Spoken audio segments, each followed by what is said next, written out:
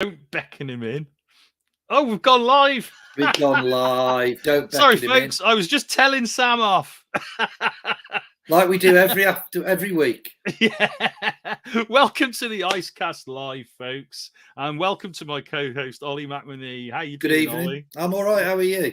Oh, good, mate. Yeah, I'm Good, quite jovial this evening. As we get close to the weekend, and I'm expecting a delivery tomorrow of lots. And lots is that of porn come through? Comics. Oh, Dracula. Yeah. The porn comes on Saturday, doesn't it? That big order you told me. That's it. The lorry load. Men only in Razzle. There we go. Dracula the Return. There we go. Will Dracula's be with me tomorrow. So, and it's also going to the distributors as well. So all of those who pledged for Dracula, you got me at it now. It will be arriving with you shortly. The distributors are getting it. I think they're aiming for Monday to get their copies. So they'll be going out pretty rapidly. UK folks will get theirs first. So, what do you have to? Do you have to sort of then spend the weekend licking envelopes and stamps? No, there's no way I could. I think I don't. You know, it's a palette of books. Wow. So a palette of Draculas. A palette of Dracula. That's about I've obviously printed some. I've printed some for the shops as well, you know, cool. And for conventions and all that sort of stuff. And where's that all getting stored? Or is it mainly with the distributors? Yeah, the distributors are storing it for us, and it is available directly from Get My Comics, who are storing it for us and also distributing it for us. And where are they based? They're based in Bude. Which is down southwest somewhere, Cornwall, I think. Okay. Yeah, I'm not great at geography outside the Midlands, but I think Bude is Cornwall. I'm sure somebody in the chat could correct you if you're correct me. Someone will tell me I'm in India. It's in Dorset, you plonker. But they're not going to say it like that because that's a northern accent. But yeah, so yeah, they're all down there, but don't go nicking them, you know. But yeah, so they'll be going out pretty soon, and obviously we're in the last week of the Hedrick Kickstarter right now. We have just got 7 days to go. So, there we go. Thank you, Sam. Where is it? I can't see that writing. That's too small. Seaside. They're all seaside towns. Yay! Quite close to civilization. Oh, it looks quite nice, doesn't it? Yeah. Looks like a nice place to live. That's why I can't afford to live there, obviously. So we're going to play the intro because our guest is now in the studio. And then we'll get on with the show. Sam, can you play the intro, please, mate?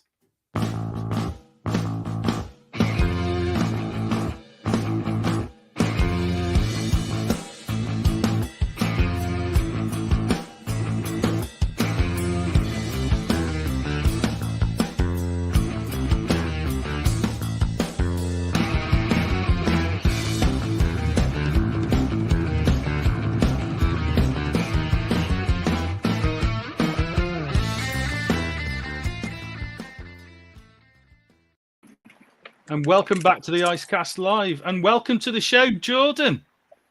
Hey guys, nice to speak with you. Thank you for having me. Oh, you're welcome. You're welcome. Thanks for joining us. I think this is the first ever time somebody's joined in on audio only, so it's a first for the show. Thanks for that. I apologize. I'm just in transit and trying to do 1,000 things all at once, but really glad to talk to you guys today. Hey, that's cool, man. Totally cool. We're really glad to have you on the show. So, ZOOP is an amazing achievement. I've used it myself. Yes, you have. I haven't. Yeah. And for those out there watching who don't know what ZOOP is, would you like to tell our viewers what ZOOP is? Yeah, absolutely. And thank you for calling it a phenomenal achievement, or whatever the exact words were that you used. Very much appreciated on that. But yeah, as you can see, on the screen, we are a new crowdfunding platform. So think of your Kickstarters, your Indiegogos, but we have a couple of differentiators for creators, for backers. We kind of, when we initially launched, we had one business model, which was what we were calling full service crowdfunding. One of the largest problems in crowdfunding is sometimes that people don't, have the wherewithal or the understanding or even think about the fulfillment piece of crowdfunding. Yeah. A lot of times these are writers and artists and creatives, and they're not thinking of all the business side of things in terms of budgeting and what else they have to do outside of just creating their comic. And we kind of saw that as an opportunity to enter the space and offer something different. And then, when Kickstarter announced their move to blockchain last year, I like to say that was the best press release that we never did. Definitely. Did you see a massive influx of creators come to you at that point then? Well, yes, That's exactly what happened. And we had always wanted to open up the platform for everyone to use, as opposed to only providing the full service where the ZOOP team is hands-on with the campaigns. So what wound up happening is, that announcement just kind of moved up our timeline quicker than we would have, really done things. But it really allowed us to put together a solution where anyone can run a campaign on ZOOP. They don't have to use the full service platform. We have a more apples to apples version, comparable to what people do on Kickstarter. The thing is, though, because we're still a young company and you don't think about it, but that's a lot of technology that needs to be built in order for individuals to run their own campaigns.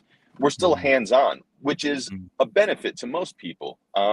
Yeah, I definitely found it a benefit, Jordan. I mean, there's pros and cons, isn't there? Let's be honest. But I found it a huge benefit because it took a lot of the work from me, because building a campaign is quite a little bit of work, maintaining a campaign. So I was amazed actually how hands-on you guys were. There we are. That's our campaign there on the screen, the Dracula campaign, which is funded. And I'll just get that in. You guys were in there, I emailed you guys and you just made changes and it's so intuitive, the system. I mean, it's so simple, the layout, that you don't have to have a complicated campaign. I really like that. It's more like a shop than it is a crowdfunder in a way, I found. Well, yeah, and that's another, you would ask, like, what is ZOOP? Like, how are we different than other things that are on the market? And that's one of them. So we like to say, our page is laid out, the rewards are laid out more like Amazon Prime as opposed to Kickstarter.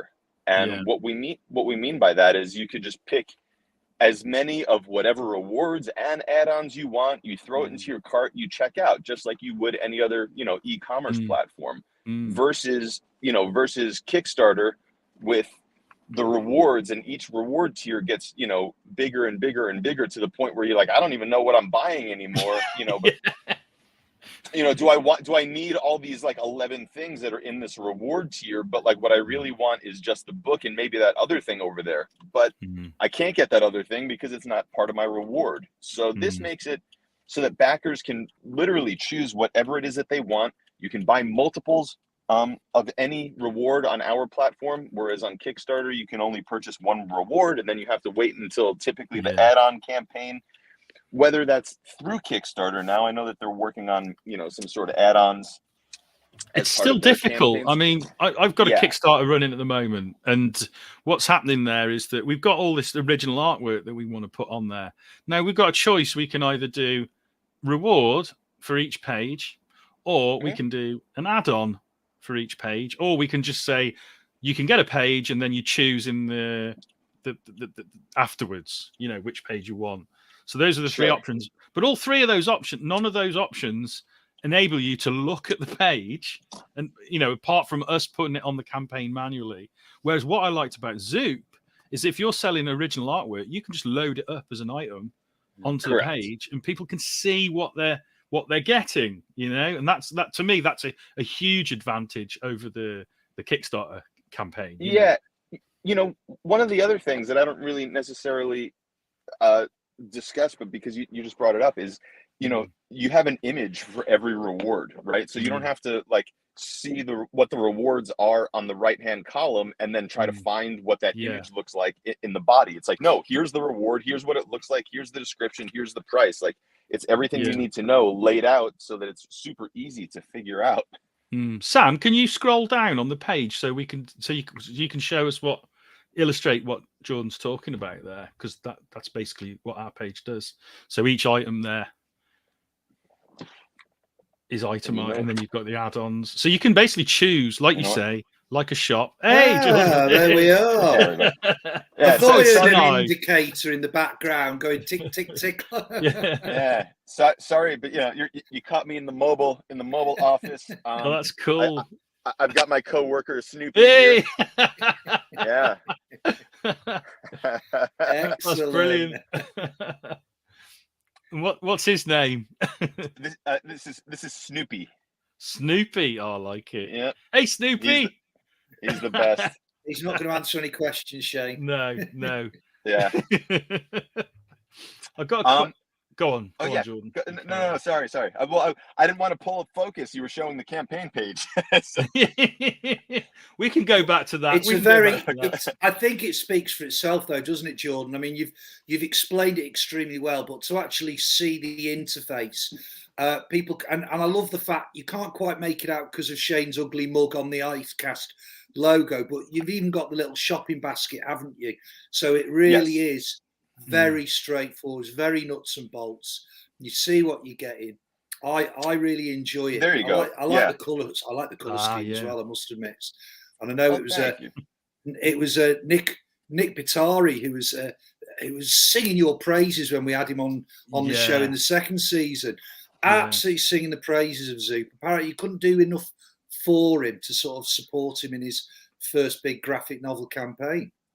Yeah. Well, look, I mean, one of the differences between us and Kickstarter, for example, is that you're talking to a live human being. You're getting support versus when you do Kickstarter.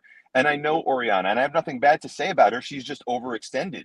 You as a creator, as a campaign, tend to get lost in the shuffle. If you're fortunate enough to beat the algorithm, maybe you get 48 hours as a project we love. But like realistically, you're not getting any level of support. Whereas we're more hands-on with literally every single campaign that we run. Every campaign is what we like to call a project we love. Everybody gets shine. You get featured on the homepage.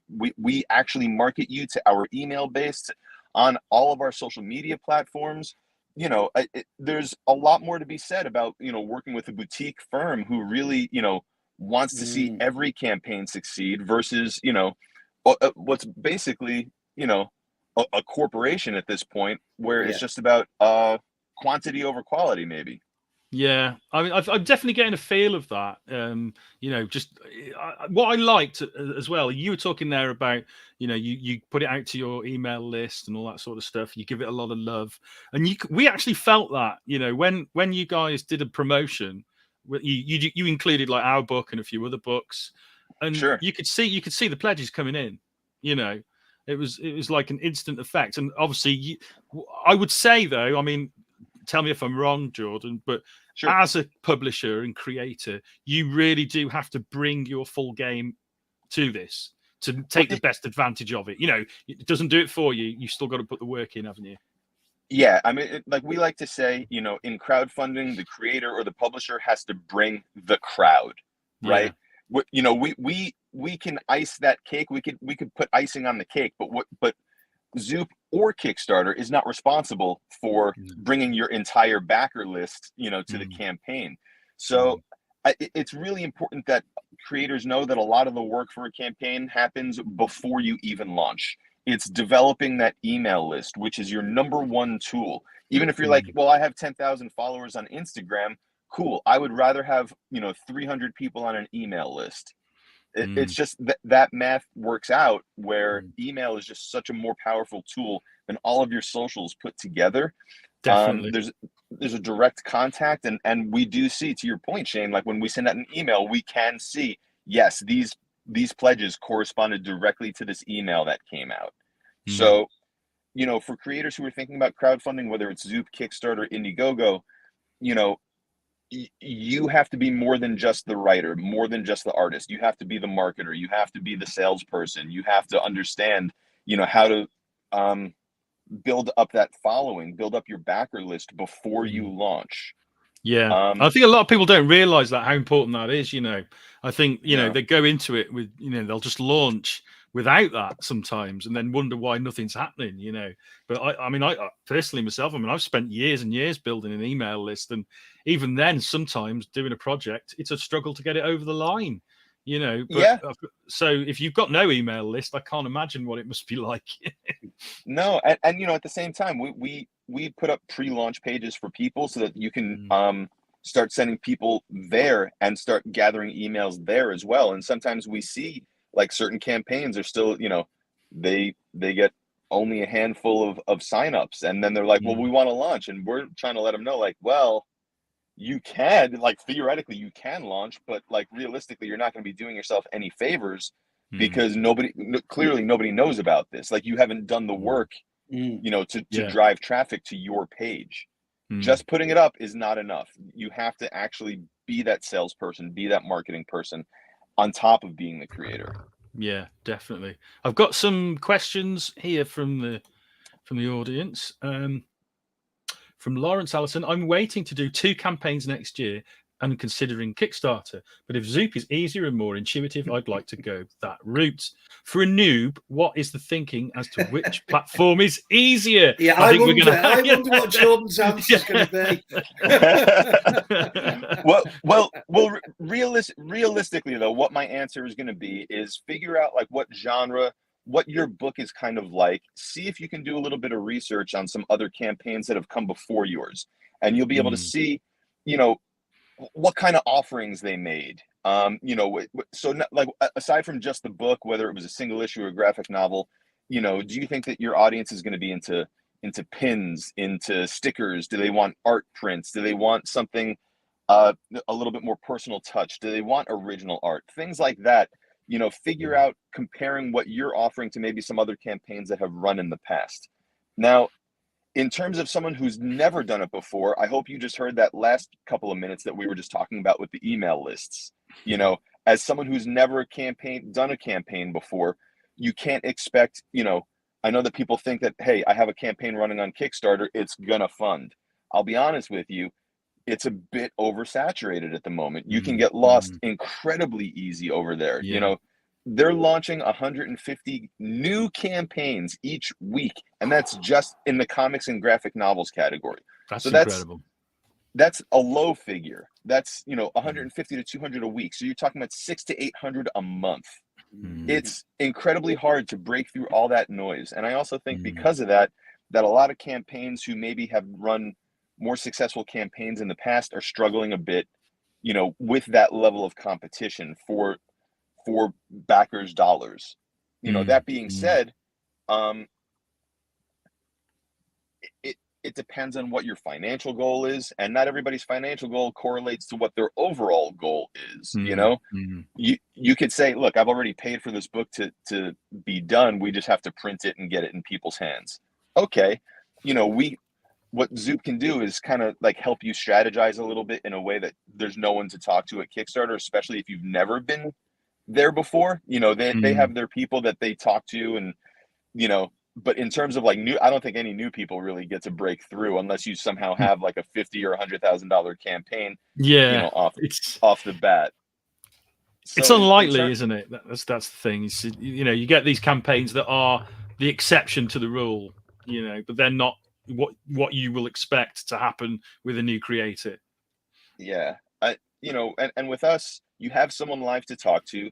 We actually provide what we call a weight-based shipping calculator. So you don't even have to figure out what shipping is going to cost. We like, you could just use our tech, you know, and we provide that information for you. So that removes this step.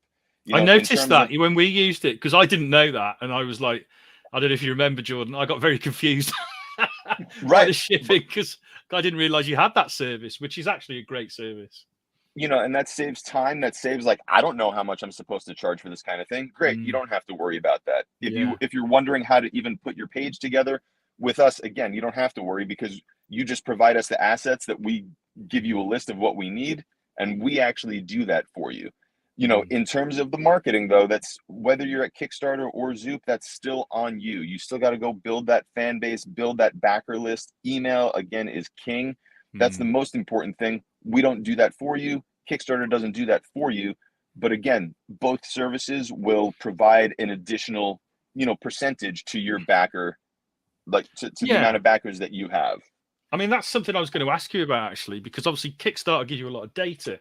So I can see exactly what percentage of my backers have come from Kickstarter and what have come from my efforts. And it's usually about half and half. And I know that Kickstarter, if they don't know where it comes from, they just say it came from them. So, well, yes. So there is that. I had someone show me their dashboard, and he was saying to me that 70% of my backers came from Kickstarter. And I go, that's not true, right? Like it's exactly what you just said, Shane. If they can't, tell you where it came from, they just throw it into their bucket. Or if it's, someone like who clicked on a link, but I don't know, like for example, if it's like something that came from, maybe like if you sent out an email to your previous backers or sent an update to your previous backers, that's through the Kickstarter system. It's not through Twitter. It's not through Facebook. They're going to take credit for stuff like that. Now, realistically, those are people on your email list. You're just, utilizing the system. So the numbers there, we have information that, roughly a campaign will get about 15 to 20% additional backers from Kickstarter. And we hover around that same percentage as well with ZOOP. Like we've done some studies on some of our campaigns. We know that we can correlate specific backers, to ZOOP, to our email efforts, to our social media efforts, and we could point to those backers as coming from us, and we're right around in that 15 to 20% area, the same as the visibility that you get on a Kickstarter. Not all the additional stuff that is really you doing it, but them taking credit for it, if that makes sense. Yeah. And are there plans for ZOOP to offer that sort of dashboard with all of that data available to the customer? Because that's something obviously that I really enjoy, not just enjoy, but it is essential really with Kickstarter. Is that something that ZOOP are looking to bring in? Yeah, there's a lot of improvements that we want to make to the tech and the back end for individuals, for creators, so that you have more visibility into your campaign, so that you could make those tweaks on your own, as opposed to being like, hey, Jordan, we missed, it says Dracul instead of Dracula, can you go in and put the A, like just making those quick types of things. Updates still come through us, but, that's one of the pieces that we're working on right now, and all of those things just to make it as robust and intuitive as possible, so that there's nothing left to interpretation. Everything is just spelled out in front of you. In terms of timeline, that's always the question mark. When will that happen? We're always working on improving and maintaining and fixing and just like trying to move this platform into the future. Yeah. Would you say that was the most asked question that you get? Surprisingly not. Really? What is the most common question that you get from people then? I'm intrigued. They want to see who bought this, or who was the guy that spent like $250, or like what's the backer list look like today? So again, we're pulling that and we're emailing you that, as opposed to you just having that visibility, at the click of a button. But again, those are the things that we're working on. And it's and Shane, to your point earlier, it's not like we're far behind. You make a request, you receive whatever it is you're looking for within 12 to 24 hours. It's not like we keep you waiting for a week or something like that. Yeah, you guys, you were quick. I mean, because I keep different hours as well here in the UK, and I was emailing you, and you guys were replying. I was thinking, what time is it over there? You guys, it's funny. No, well, there's a small team of us, but like between my co-founder Eric, who you guys were in touch with, a whole lot more than me on the day-to-day stuff. Yeah, he keeps way later hours, and I keep much earlier out. Like I wake up at 5:30.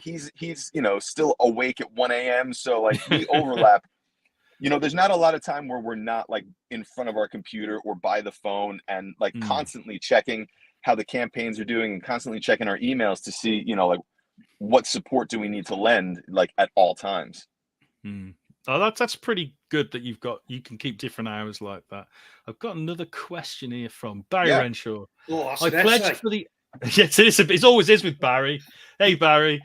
I pledged for the excellent Jean-Paul Leon Wintermen Artist Edition. It arrived a few weeks ago. I found the Zoop experience smooth and easy to use as a customer, and extra marks for the packaging, by the way, Ooh. and would be interested as a creator for future projects. Do you go looking for interesting projects, or do they come to you? What is it that catches your eye? That's a good question. Well, first of all, thank you for your support and the kind words about your experience. We're always happy to hear the positive stuff, because a lot of times the emails we get are like, this package is lost, or this book got dented. Can I get another one? You know, things like that. So thank you for the kind words. But yes, please, if you have a project, you can email us hello@wearezoop.com, or you can go to zoop.gg. So we're not zoop.com, it's zoop.gg. And at the very top, whether you're on your phone or desktop, there should be something in the header that says how to submit a project or submit project.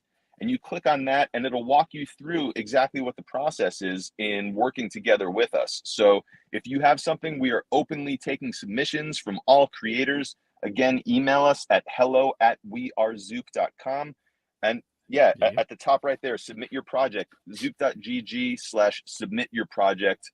And then it walks you through exactly how we work with creators, what the services are that we offer. I think you got to scroll all the way up to the top.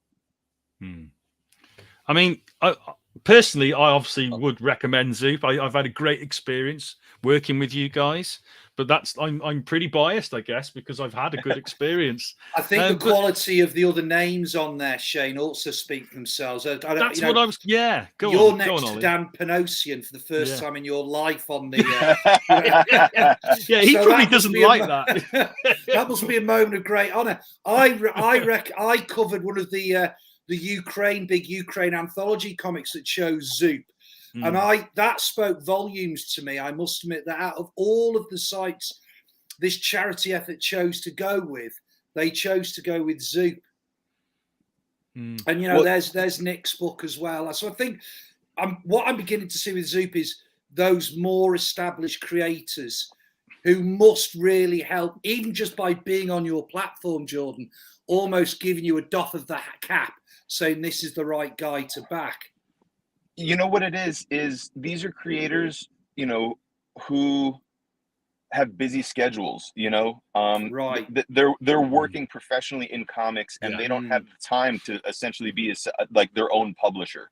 So someone like Nick, you know, could have gone to Kickstarter, but then he would have to find a team of people to help him, you know, figure out the printing, figure out the fulfillment. You know, we booked him on a ton of interviews. You know, we ran this campaign for him. So for guys like that, guys like Dan Panosian, Brian Talbot, the Comics for Ukraine campaign, for example, where, you know, that was spearheaded by Scott Dunbier, editor at IDW, from Wildstorm, DC, and all of that. Now, these are people that don't necessarily have the time to like run the campaign. Yeah. And that's where, you know, that's why some of these bigger names are coming over to us, because they just want someone to do it for them. You know, that's what they're used to. They're used to traditional publishing, where they have people, you know, who handle those aspects of it for them. So a lot of the time, these guys, they're not marketeers at the end of the day, are they? That's not their talent. And they are, like you say, they are used to just doing the work, and they need some, you know, if they're not using a traditional publisher, I guess Zoop is like an interesting stepping stone between traditional publishing and crowdfunding. It's almost like a hybrid. We are. Many times I'll call us a pseudo publisher in that regard. We don't have a diamond account, so we're not necessarily servicing, you know, 2,000 retailers.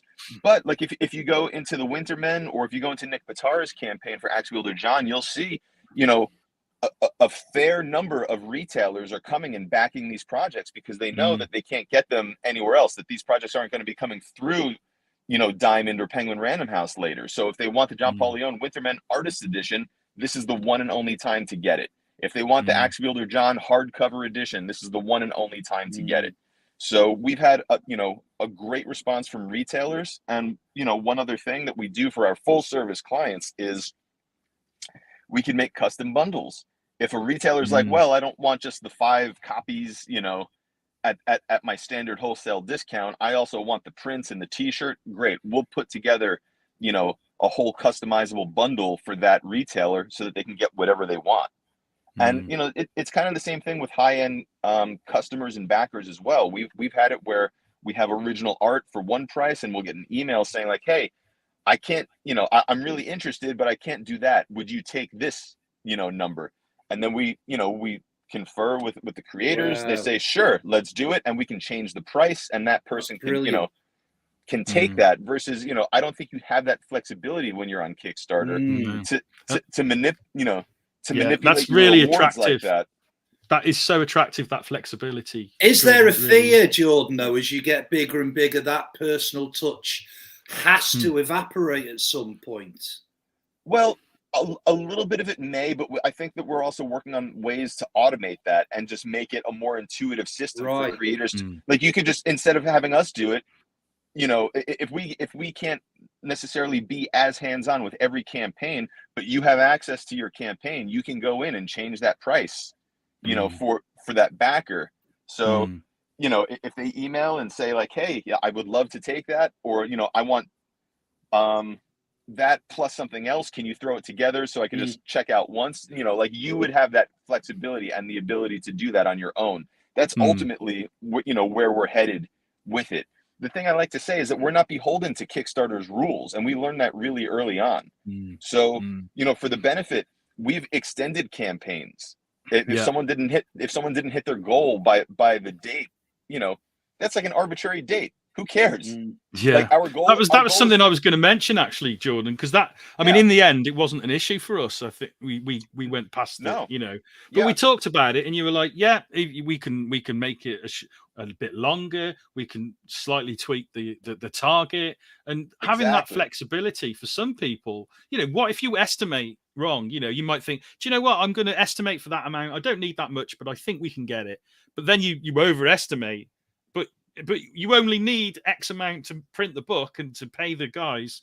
Then, but you don't hit target. You've lost everything. Whereas with you guys, that doesn't have to happen, does it? We have that flexibility, and yes, because if you don't calculate properly at the beginning of a Kickstarter campaign and you ultimately don't hit your goal, you're screwed. With us, we'll ask you, all right, you gave us the goal that you want. What's the goal that you need in order to make this book happen? And if we need to reduce the goal from, say, 4,000 to 3,500, or, you know, whatever that gap is, or extend the campaign for another week or two, again, we're not beholden to Kickstarter's old rules. And the fact is, our number one priority is to make sure that creators succeed. And, you know, again, the timeframes are arbitrary, you know, like who cares if it runs for 30 days versus 37 days or 30, you know, like 44 days? Like, that really doesn't matter. What's important is if that creator gets to put their book out into the world, have a sense of accomplishment to then say, that was awesome, I'm going to do it again and again, and really, you know, foster the creators, you know. And I think that by offering that flexibility, man, does that help so much. And it takes a lot of the stress out for creators, I can tell you that. Because, you know, it can be really stressful at the end of a campaign if it's a close one. But if you know that, you know, you haven't got to worry about it, you know, that last 300 quid or whatever, you can just have a few more days to get it. How silly! You know, how the silly stress would it just be? goes away, you know. Yeah, how silly would it be to not be able to make your book because you missed it by that much and there was no flexibility? It just doesn't make sense to us. So, yeah, you know, it's all about helping creators make their creations. I've got a couple more little comments from Please, Andy Hayes. I noticed Zoop states prices in US dollars. Are there plans to include pounds for UK backers? I'm not sure which one Andy is in that photo. He's the cat. Yes, you know, these are all discussions where we would love to localize currency to make it easy enough for people to not have to figure out, you know, what does 25 US dollars mean for me in the UK? Again, the question is just the timing of all of that. And then, of course, the priority of which countries we start doing that with and, you know, kind of moving forward. I will say, though, that the UK, aside from North America, so US, Canada, UK, and Australia, all the English-speaking countries are basically the top countries for us. when we do campaigns like the Winterman or Comics for Ukraine, we do see a larger, more international net for projects like that, though. Okay, that's interesting. Because I was going to ask about that, what your plans were sort of globally, you know, if you were looking at hitting Europe or any other areas of the world. Yeah, I mean, right now we service everywhere. So we have plenty of backers in, I think we're in like 130 countries or something already, you know, where we've had backers. Oh, that's and good. we fulfill everywhere, you know. Unfortunately, the language barrier is still there. You know, we again, we're not localized for every language, but you know, we're open worldwide. You can access zoop.gg in any country except for maybe China or Russia, like depending on North Korea. Yeah, exactly. They wouldn't buy anything there anyway, would they? They're not into comics. Well, the Russians might buy the Wintermen, mightn't they? They might do. Don't know, man. Don't know. I've got a couple more questions. I've got 3 questions from the same guy, so I'm going to go through them. I know they're a publisher. So it's from Ben. What fees are levied on a successful campaign on Zoop? Well, I know the answer, but I'll let you explain that one. That's a great question. Yeah. So when we run a campaign for a creator, and let's just say we use the Kickstarter model, right? And it's not the full service. It's just you're still doing your own printing, your own fulfillment. We take 10%. Now that's different than Kickstarter taking their 5% plus the credit card processing fees. If you go back to that site, zoop.gg/submit your project, we list out everything that you get for that 10%, which includes the platform fee, includes the credit card processing, the weight-based shipping calculator. We do pledge management for you, so that's tracking down people whose credit cards maybe don't go through the first time. We that was useful. All the address changes, you know, come through us. All the customer support comes through us. One other thing to note is that we have no comments on the campaign pages. We found that 85 to 90% of all comments are just dumpster fires anyway and unnecessary. Totally agree. If people have a legitimate want or need, they just email us and we handle it for you. So you get more for that 10%, and it also helps you budget for a flat fee versus a variable fee, not knowing what that credit card processing fee is going to come in at. A lot of people, you know, underestimate that because sometimes it's 3.5%. Some purchases it's 6%. And it could be more than 10% in total sometimes. Quite a lot more. Especially for international, and especially you know, people don't consider for smaller priced items. So the credit card processing fee is going to be a larger percentage for a $10 item versus a $50 item. These are like all the things that you need to, you know, keep in touch. And to Shane's point, if that comes in and you wind up paying, let's say, that 5 or 6% in credit card processing fees, we're the ones taking the loss, not you. That's like you say, it's easier to manage, isn't it, in that situation? Totally. Another one from Ben. He's just saying, I've done 15 successful Kickstarter campaigns, and these guys, I mean, I don't know if you're familiar with these guys, Jordan, but 77, they have a very successful publishing business through Kickstarter. They've been going a while now with 15 successful campaigns over the past 2 years. Congratulations on that. That's awesome. And they're looking to see how Zoop compares. Indiegogo was an indie no for me. Always looking for different platforms. Well, Benjamin, again, you can email us hello@wearezoop.com and we can have that conversation offline. But we'd love to talk with you and figure out what your needs are and, you know, work with you to fulfill them. I will say, Ben, as you're watching, you know, give the guys a go because it's a good experience. Another question from Barry. Can Zoop evolve to become its own imprint label like Image, or is the focus remaining on distribution and fulfillment?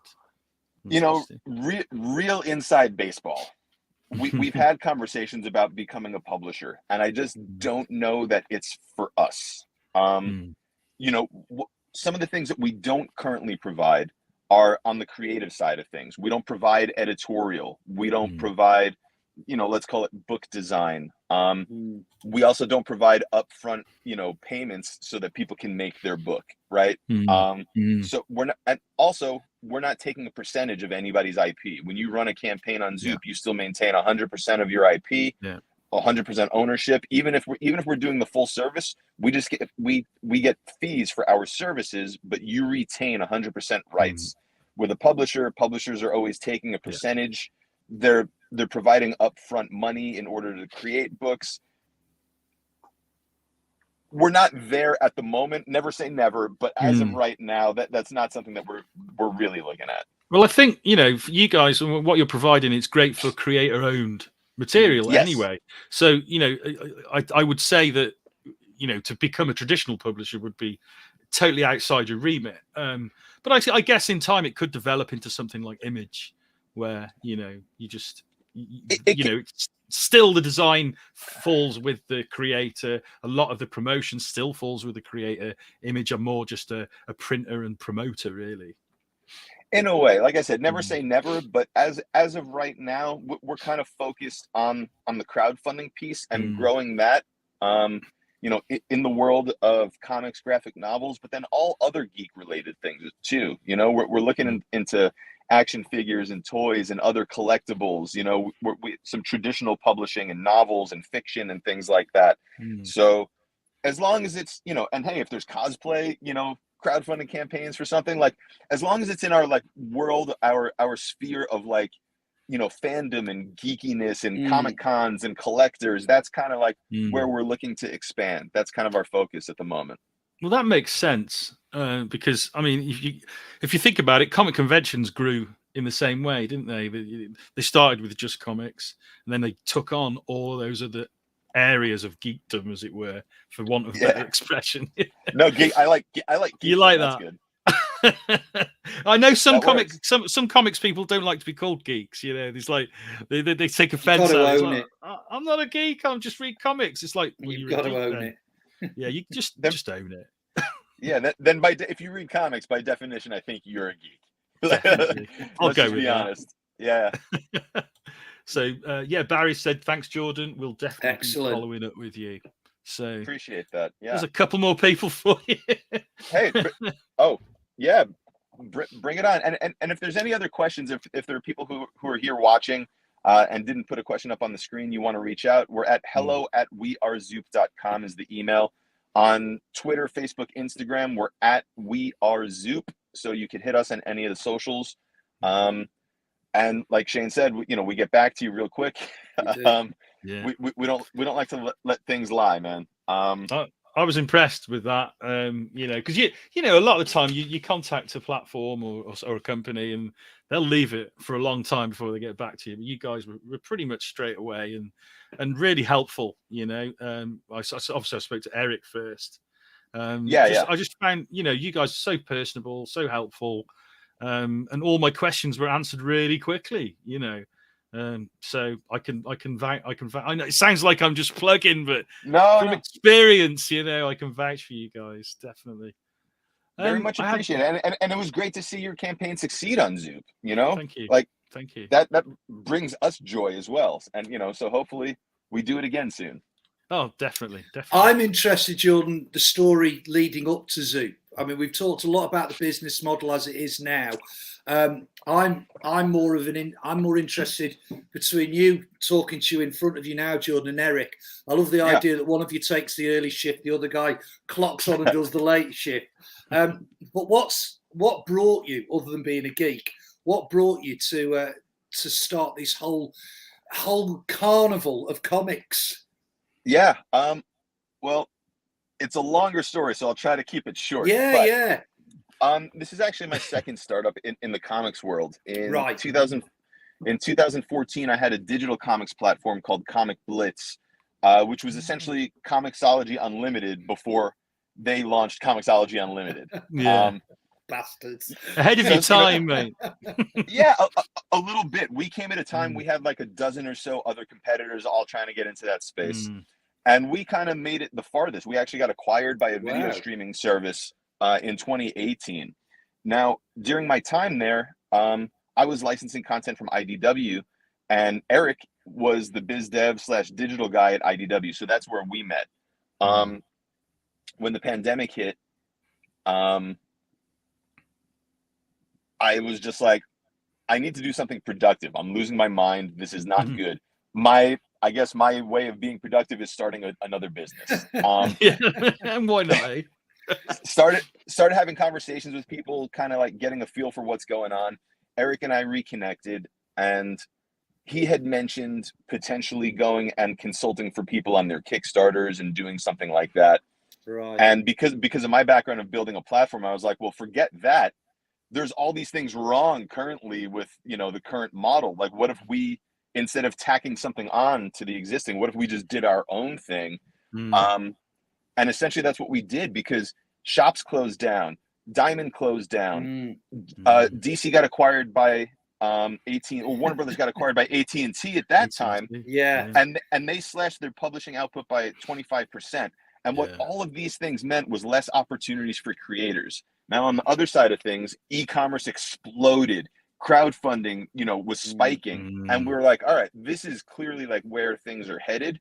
And if we can do it better than what's out there right now, we should take that shot. And that's basically what happened. And we started, again, with that full service model, thinking like, all right, well, we could attract some of these bigger names like a Ron Mars and Andy Lanning, for their campaign that we ran. Des Taylor's another UK artist. I noticed Des Taylor's on there. Part of my language. Can we curse on here? Yeah. Dude, Des is the shit. He is one of my favorite people that I've met in comics. He's awesome. Like, I love Des. I love him so much. He's the greatest. And we did just shy of 20,000 for him. Like, he was gonna go and print his book. We caught him, like, the timing worked out so well that he's like, well, I'll give this a shot. If it doesn't work out, I'm gonna go print it anyway. So now he got to go print his book, but he made all this money ahead of having to go print, and on top of like whatever sales he was gonna do, like at shows and everything anyway. So it was like a great campaign for him. And then it kind of snowballed from there. And the IDW connection with Eric and Scott Dunbier is how the Winterman Artist Edition came our way, and that one really, a lot of people took notice. The industry really turned out for that one. I saw the numbers on that when it flashed up. Big. And it's a beautiful that really book, smashed its goal, and rightfully so as well. Absolutely. And that one, that was a charitable campaign. We took nothing on that one, so all that money is going to John Paul's family for his daughter's college education. I should mention Eric, my co-founder. So I'm the CEO, he's the COO. His background, he was the campaign manager for the Berserker campaign through Boom Studios. So, that's the #1 comics crowdfunding campaign of all time, and he was on that one. So, that's a pretty good credential, isn't it? I think so. Has he got Keanu's number in his Rolodex? No, but we're only a couple of degrees of separation, probably. That's it, isn't it? You and Kevin Bacon. But I got one little question before we let you go, because I mean the time's gone so quick. You must be where. I mean, I'm interested to know where you are, Jordan, to be able to fit us into your very busy day. That's why I'm in the car with my dog. Like we just came from a vet appointment, because when you're an entrepreneur and you're working from home, a lot of the home duties fall to you as well. So but taking calls on the road, talking with other clients who we're going to be working with and have their campaigns running. We're preparing for, we have some campaigns that are coming up with Paul Cornell. His complete saucer country. Oh yeah, I was really interested in that, because I read all the old issues, and he's it never another finished. Nice guy, Paul. Yeah. Paul's a sweetheart. He wrote some episodes of Doctor Who for TV. We were talking about that before you came on. One of our favorite episodes. Really good episodes. Yeah. We're wondering whether he's going to get some more work now that Russell T Davies is back on Doctor Who. So we're keeping our fingers crossed that you might get the call up again. That would be great. Yeah. I mean, and he's a pleasure to work with, but we're in touch with him. We have the Whistling Skull, which was at DC like 13 or 14 years ago. The creators got the rights back to that, so now we're working with them. So it's kind of just preparing all these campaigns for launch, setting up interviews and promotion for them, in time for their launch dates. We have Matt Lesniewski, who his campaign is live right now, and we're going to do an art drop. He has an art rep, and he's got pages and pages of original art that he's looking to sell. Right. So we're, coordinating that and putting that together. So if people have backed the campaign, you'll be alerted for when that art drop is happening. And his art is stunning and unique and different and just like really something cool. So we're really happy to have him on the platform too. I mean, that's something I was going to ask as well. And 2 more questions. It seemed as though when I looked through the books, there was a certain level of curation going on there. There was a lot of quality control. If you go through Kickstarter, there's a lot of TNA. I'll say that, and there's a lot of. You can see we have some on the screen here. But that's even in those 4. Even those 4 comics we can see, they're all very different. You can tell that just from the cover. You can judge a book by its cover. Indeed. But is there a level of curation there, Jordan? Do you have like a quality control? Because it looks like you do. Look, yes and no. The quality control really comes from like we're probably not going to launch a campaign that only has like 7 people signed up for the pre-launch page. It just doesn't make sense for anybody to put that kind of work in. But we're not a publisher, and art is subjective. Something that we might like, someone else might not like. Something that we might not like, clearly people buy. So in terms of quality in that regard, there really is not a quality control. What we do look out for though is hate speech, anything that's misogynistic, anti-LGBTQ, racist, homophobic, anything that's going to impact a marginalized group of people or like punch down essentially, and that's just like clearly, a negative message. That's not for us. You can go find another home for that type of work, do your thing, but we're just not promoting any type of hate speech against anybody. So that's really the only guideline that we have. It's a big guideline though, isn't it? It's the fact that you've got morals and ethics. Because I know part of the criticism Indiegogo gets is how they've aligned themselves quite clearly with comics gators and how they seem to be almost reaching out to comics gators nowadays, and therefore anyone else who wants to use that platform legitimately, as I know I've had friends do, they seem to almost be tarnished by that brush. So it's good to hear that as a company you do have strong. I mean, you say it's a small guideline. It's not. It's a big guideline. I think it cuts down a lot of people from even trying to get in contact with you because they know you're going to say no. Yeah, and it's a positive message as well. That's the thing. It's not a negative thing. You're saying we want to promote inclusivity and diversity or whatever through through what you do, as opposed to saying we don't want to do something. You are promoting something positive, which is, I think, a lot of people will get on board with that. 100%. I mean, look, we've had a number of LGBTQ creators, tons of women, people of color. Everybody. We want people to feel welcome and safe, and that they're supported by a platform in order to like reach their goals, as a creator. So all of that is very important to us. Even though I'm a straight white guy. Yeah, no, we're straight white guys. As far as I know, club. As far as I know, Ollie's straight. But we just want people to feel welcome. Like that. Yeah, that this is like a cool, safe, positive place to come support. And that's great. And my last question, Ollie might have another, but I have one question. I was looking at some other crowdfunding platforms, and one of them I noticed did a shop after the crowdfunder was over. Is that something you're considering in the future, like doing like post sales? That's a big piece of what we want to do, right?